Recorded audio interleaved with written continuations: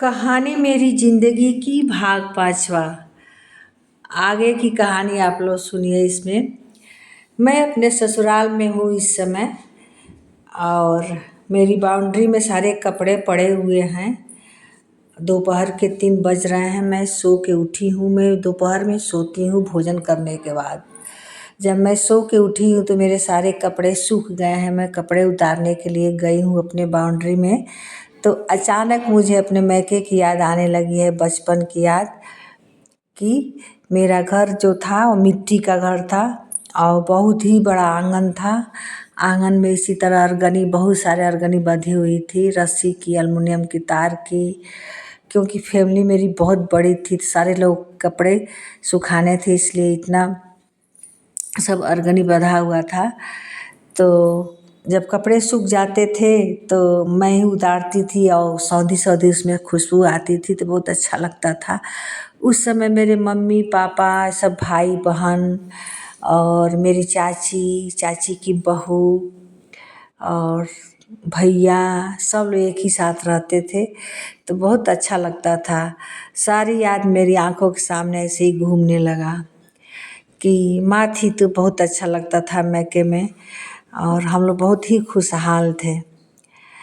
तो हम लोग जल्दी जल्दी सारा काम करके सुबह का, क्योंकि सुबह ही हमारे घर खाना बन जाता था, सबको स्कूल जाना रहता था। मेरी माँ भी स्कूल जाती थी और सबको पढ़ने के लिए जाना रहता था, तो सुबह ही खाना बन जाता था, पूरा खाना। हम लोग नाश्ता नहीं करते थे, एक ही बार 10-11 बजे सब लोग खाना खा लेते थे, उसके बाद से सो जाते थे।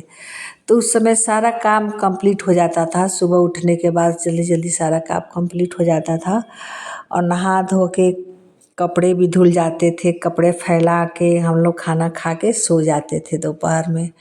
उसके बाद से हम लोग 3 बजे उठ जाते थे। उसके बाद से फिर शाम को नाश्ता बनता था, और जो बाकी जो सारा काम था तो होता था।